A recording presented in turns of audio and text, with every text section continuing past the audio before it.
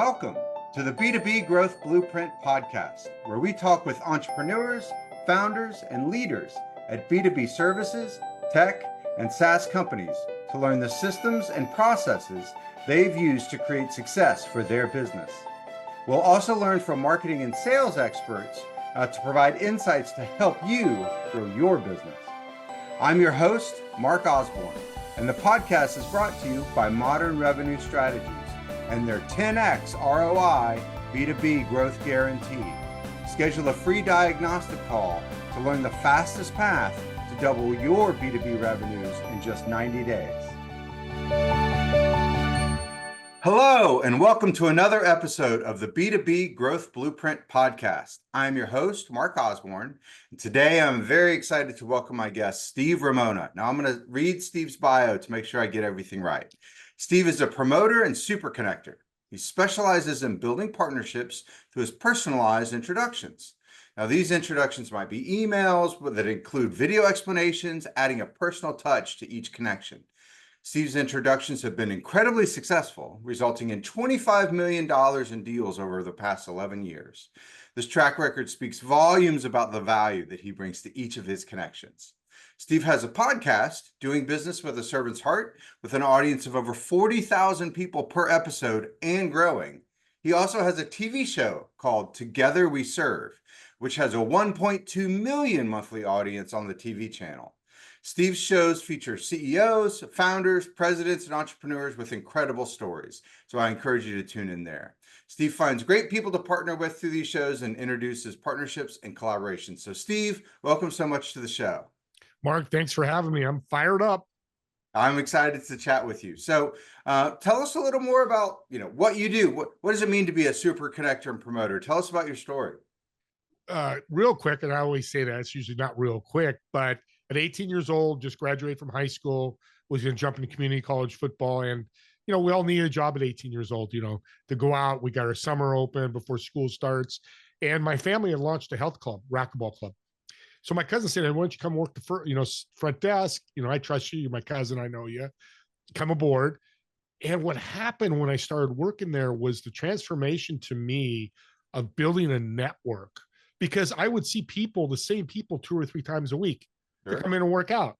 Hey, Tony. Hey, Jim. Hey, Debbie. Have a great workout. But then the conversation came to, hey, Tony, how was your vacation in Jamaica? Hey, Debbie, how's your new granddaughter?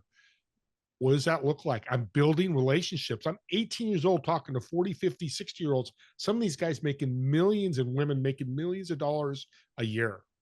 And that led to resources and tips because it became my friends. They'd take me out to lunch. They'd come in. And one great story I remember, never forget, Tony, his financial advisor, came in. He called me kid, the little guy, little Italian guy. Hey, kid, what's going on? I said, hey, nothing. Go have a great workout. He goes, hold on a second. Flip me a book. And I catch the book and he says, see this? It's The Wealthy Barber. I want you to read it because you've been so good to me. I want to thank you for that. But what I'm going to do, though, next week is ask you one question. You better have an answer for me. So you got it. It was a small book, 60 pages. So at 18, 19, I had enough time to read it. Plus, I didn't want him on my bad side. He was Italian. I was a little not scared, but just I wanted to make him happy because he's my friend, right? So he did. Comes in the next Tuesday. Hey, kid, did you read the book? I said, yeah. He goes, what did you learn from the book? It's the only question he asked. I said, take 10% of my income, which back then was like $3 or $4 an hour. This is 1979, 80. He says, put it into an account. Don't touch it. Okay, I can do that. And I did it. And for years, I kept seeing Tony remind me, no, I haven't looked at it. I haven't touched it. I keep putting money in. Good kid, good kid. And 10 years later, he'd left the club by now because he's a little older when I first met him. And I looked at the account. There was $68,000 in 10 years in there. Compounding. We all know savings. Yeah. It was amazing to me. So I called Tony. I'd still connected to him. I said, Tony, I want to thank you. Here's what happened. He goes, kid, that's what I told you. I told you it would work. I said, hey, can I send you $1,000? This was your work. He stopped me right there. He goes, no, I'm retired, but you listen to me. If half my clients would have listened to me, they'd be billionaires. A lot of them would say no to the stuff I would tell them. Some became bankrupt. Some didn't grow. The some that listened like you, made millions. Now, of course, I didn't make millions, but what I learned was he was serving me because what he said, kid, somebody probably came into my life or something happened because you followed my gift. And the gift back to me was that you did exactly what I told you. So we exchanged gifts.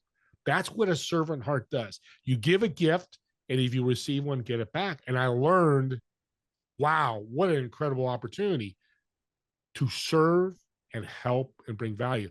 The other thing I learned was your network. Now, when I left the network, the health club, one of the members reached out to me. I wasn't working. I had no resume. I didn't know what I was going to do. 22 years at a company, you just don't know. And he said, I'm starting a restaurant. Why don't you come work for me? I said, I don't know anything about it, but I give myself great credit. I said, I'll take action. Okay, yeah, let's do it, Jim. So what I did was I took the network of thousands of people I met over 22 years in the health club and said, hey, everybody, I'm here at this new restaurant. I'm cooking. Come see me.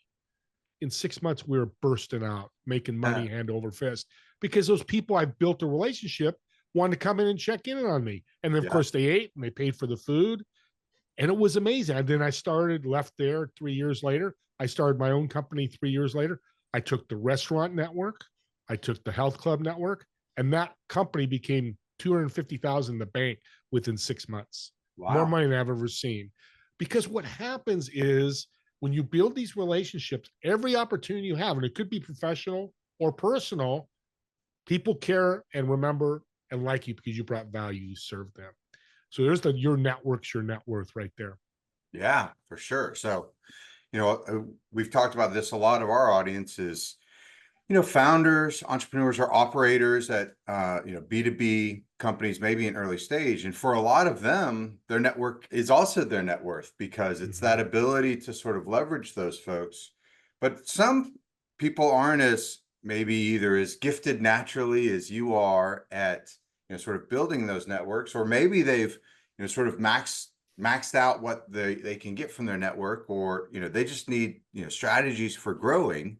Something tells me that you've got some good ideas on how folks can grow. And the traditional way is like join networking groups, and that can be exhausting. It's not always sort of that fruitful. Other things are people try to automate online, and that can be a little impersonal. Talk to us about what you've seen, what works today for folks building those networks to build their net worth. Going back to value, when you bring value, people remember you. Yeah. I get 3 to 10 referrals almost daily for the last 18 months. So I'm meeting new people all the time. The other thing is when you meet people to grow your network, when you bring value to them, what are they going to do? Oh, you got to meet a Mark Osborne. Oh my God, let me connect you with Mark. So now the referrals start coming intake instead of outtake. Outtake's the beginning because you're still building your network. And I built this principle called the ASLA principle.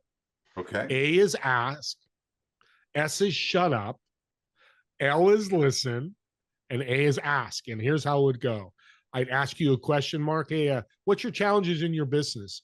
I'd shut up, but here's the big bridge is I'd listen. I don't shut up and go, what am I having for lunch? Okay, I've got to meet Joe tomorrow. And then you tell me something. I have no idea what you said or comprehend it. So I shut up and listen, and you go, I need more speaking engagements. I want to speak more. I'm like, fantastic. Let me ask you, are you looking this year, next year? Kind of get a little more detail? And then I come in with the thunder, I call it. You know what? I've got a couple people that are looking for speakers. I've got this product that I think you might want to look at.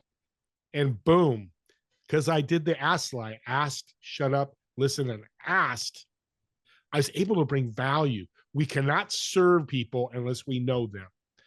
If I just met you 2 minutes ago and you've not said a thing, you just shut up, I wouldn't know how to serve you.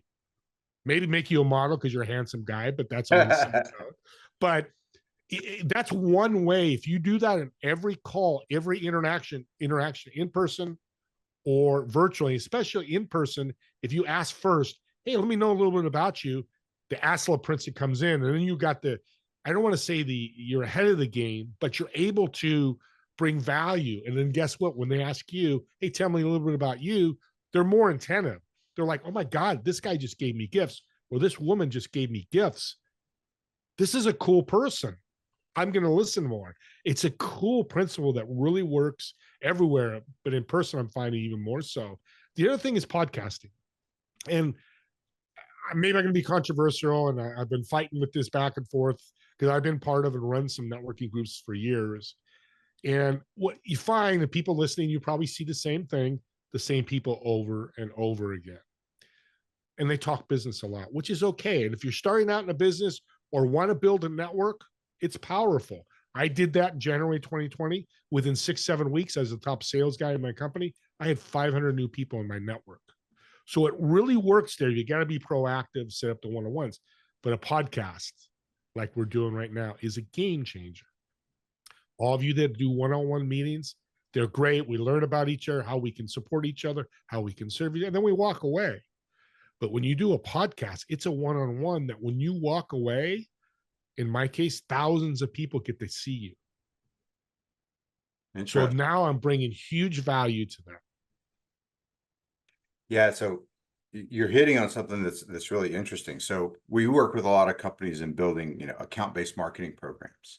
And the principle of account-based marketing is, moving away from, broadcasting messages out to anonymous folks, and instead identifying those, that dream 100 of clients. Maybe you might have heard that phrase, or sort of those clients that are most aligned with your ideal customer profile or that ICP, and then those that are indicated that they're actually in market. Like maybe they're on your research, on your website researching you, or they're out, reading articles about your topic, and you can get that third-party intent data from out there. You can get it from LinkedIn, which is a really easy spot. So now folks that are aligned with who look like your best customers, and folks that are actively researching solutions like you offer. What better person to reach out to and say, hey, would you like to be a guest on my podcast? Come tell us a little bit about your business and what you do, because everyone knows that people do business with others that they know, like, and trust. And so it gives you an opportunity to actually genuinely get to know them. And then if there's opportunity, you might be one of the people that they'll consider working with the next time that they are actively evaluating solutions like yours, or you might not. But what a better way to introduce yourself through having an authentic conversation, rather than just blasting a cold email to them about, hey, here's why you need to work with me, because that just doesn't work. Well, and I love that, because let's take the Dream 100. Like you said, you could send an email out to Elon Musk. He's your Dream 100. He's not going to answer it. His team's not going to answer it. But if you mention a podcast, now he probably won't, because you go through layers. But those Dream 100 of people that you want to reach out, say, I'd love to have your message on my podcast. I'd love to have you guest you and promote you and highlight you. Who doesn't want that? Free branding. Right. And I'll give you a great example. Lee Steinberg, he's a sports agent. Jerry Maguire movie audience, if you remember seeing that movie, it was based on his life. He's Patrick Mahomes' agent. I reached out to him. He's my Dream 100. Perfect example. And I said, Lee, I'd love to have you on my podcast. I love what you're doing with the athletes. He said, absolutely. And 3 weeks later, he was on my podcast. Now, if I reached out to him and said, hey, let's jump on a call, I want to learn more about you, he's going to go, kid, I don't have time. Right. Talk to my admin. He'll give you all the information you want. It's so powerful. I've had billionaires on my show, founders of BNI, Roy Firestone, who's done 5,000 sports interviews for ESPN, because of my network. And you said something very, very awesome. That's the word. It's probably the wrong word. Not good English, audience, but that's okay. I'm fired up. Is somebody may not be a fit, but here's the power of it. You meet Joe Smith, who's not a fit for you, but now you get into his network because he likes you now. And Joe goes, hey, I've got these 2 billionaires you need to meet. I'm going to do a call. And just as likely is that you'll know someone that he can be a fit for. And that's, the thing that I loved about our very first conversation, and this one too, obviously, is that it's very clear that you're coming into this, as you say, with, a servant's mindset and a servant's heart. You're not coming in, what am I going to get out of this? But instead, you approach every situation of, how can I add value to somebody else because you know that it's going to, sort of pay back for you in the long run. And what a better way to go through life, instead of trying to figure out how you're going to elbow your way to the front. Instead, you figure out how you're going to, bring other people to the front, and put your arms around them, and then they wind up doing the same for you. Yeah, locking arms. I love that, Mark. You're so smart. This guy's a great host, audience. You got a rock star here. Yeah, we lock arms. And you said something again. You're teaching me something. That's why I love being on shows. Is you said servant mindset and servant heart. You can't just have a servant mindset in my mind, because yeah, I'm going to serve, but the back of my mind is like, yeah, I serve Mark. I know he knows these three people. I'll get him on my show. That's why I say servant's heart. It's coming from a heart. We first met. I gave you as much as I could as I got to know you, without any. My mindset was never, oh, Mark's going to make me a millionaire. Mark's going to introduce me to. It was the only thing I was excited about is you're a podcast host as I am, and we're going to do shows together. That was the only thing, but that's still a win-win for us. So, audience, always think, and when you work with an account, I don't care if it's B2B, B2C, or in your personal life, if you have that servant heart mindset, and that's probably the best way to say it, when you're involved with those, even when somebody's nasty to you, it's hard. I trust me, I'm Italian. It's hard to do it. Or even if, and this is something I do, that this is a biggest tip for your account people, for people in your audience. When somebody says no to you, when you have an offer and go, hey, I'd love to have you as a client, I think you're a fit, and they go, no, I'm not ready, or no, no, thank you. Bring them more value.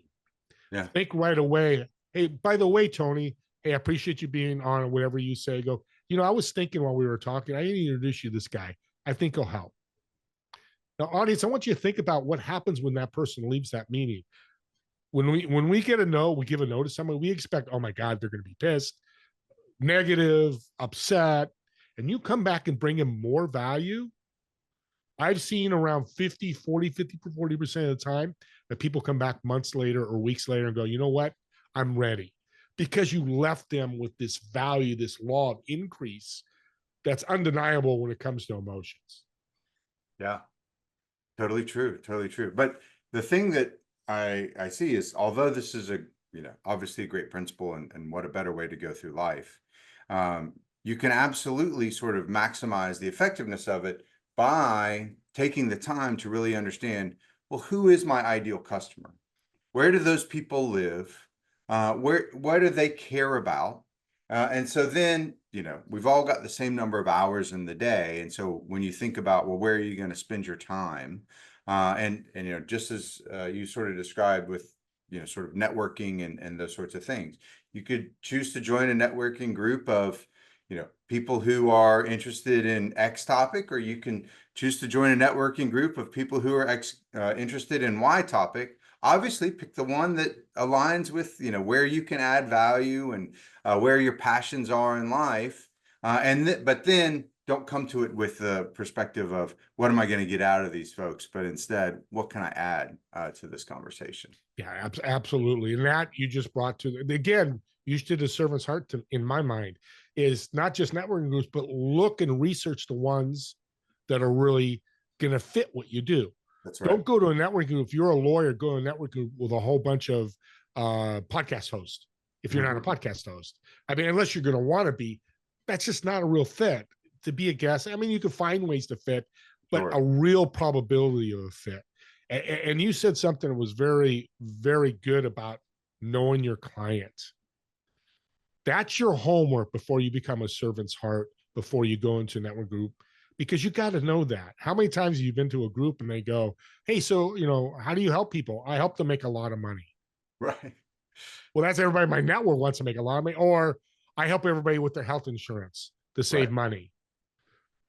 It can't be so generic. It's got to be specific and niche. So like me, people go, who do you need for your podcast? I would love to have, not need, sorry. See, communication properly. Celebrities, successful business owners, and athletes with businesses. Right away, people, and a lot of times people say, no, I don't know that, because it's very niche. That's okay. I tell them, hey, if you ever run into them, that's great. But I'm going to give you another tip for your audience we're working on in my mastermind with very successful people, is vertical integration. knowing who your client is and partnering up. And that's what I do, other businesses. So, for example, a business coach with a mindset coach with a website developer. Well, the business coach meets somebody and they're starting their business. They don't have a website. What he does is connects them to the website guy and says, you come back to me. You're not ready yet. Here, let me connect you. Well, when Right. the guy signs up with the website guy pays the business coach an affiliate a commission. Yep. Maybe it's $1,000, whatever that is. He gets his website done. The website guy goes, okay, now I want you to go to Steve Ramona, the business coach, and start building your mindset with your business with his coaching. So now he brings him back. I become a client. I pay him a little commission. Yep. You see what's happening? We're increasing the lifetime value of your customer. And then finally, mindset is the last thing. I'm, as the business coach, is like, okay, you've got all the systems, you got the business down. Mindset's the thing you need to work on. Go meet Debbie and get her set up. Get set up with her. I built the trust and all that. I always forget that with the two people. I brought him a great website. He's super happy. Now he's come to me. He's super happy. When he goes to see Debbie, it's probably going to be, where's the link? Let me get started. Right. But we're all paying each other as this integration goes. It's incredibly powerful and incredibly revenue generating. Well, and it's truly a service to the client. Like you're not, it's not like you're just extracting money from them. Instead, you're adding value to them because you've sort of pre-vetted someone that you know is going to do a good job with this thing that they need, and someone else that you know is going to do a good job with this thing that they need. And so it saves them the sort of energy of evaluating 10 different options and the risk of picking the wrong one, and helps ensure that they're going to have the success that you want them to have. And then it sort of grows the whole ecosystem. So it's that growth mindset. There's enough for everyone. The pie isn't shrinking; Amen. it's getting bigger as we add value to it. And so there's enough slices for everybody. Absolutely. No, that's well said, because there is. And every time they're referred to somebody, like the website guy, where do you pay? Nothing for marketing. I just say, you need to meet Tony, the website guy. He'll get you taken care of. And I've already built a relationship with him because I brought him value on that one-on-one. We've maybe met a couple times. Maybe he was on my podcast as a guest. There was so much value in building relationship tools given to him or this person, this client. It's a no-brainer. Yeah, I'm gonna definitely meet with the guy and see what he does and see the fit. And sometimes that doesn't happen. Sometimes I may just send it to a website guy and the guy won't want to work with me. He has his own, but that's still, I got paid a little bit. The website guy got taken care of. We're all happy. And well, and even if you didn't, what did it cost you?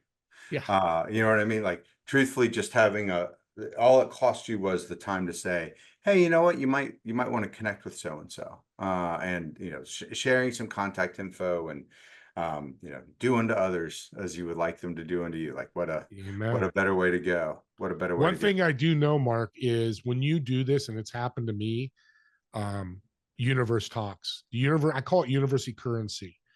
The universe, the spirit, whatever you want, ether, whatever you want to call it. When you serve people and bring them value, and you may get nothing directly from them, maybe it's a referral that comes to you, or maybe from left field, the client that you've been trying to get to sign on with you calls you out of the blue. I'm ready to go. I need you, whatever it may be. To me, that's the universe. And it's happened to me over the last year and a half. My completely life has changed because of so much value I've been bringing for the last 18 months. That's great. That's great. So tell us something that you've got sort of on the horizon, that you're sort of excited about. What's coming down the pipe for you and your business? Yeah. So as my partnerships, one thing I do is I develop partnerships and I get paid for that. And I'm not part of it.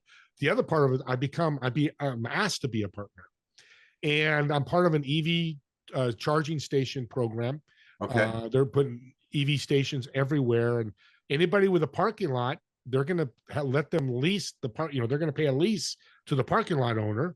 Think of malls, apartments, offices, shopping, all those different movie theater. Anybody has a parking lot.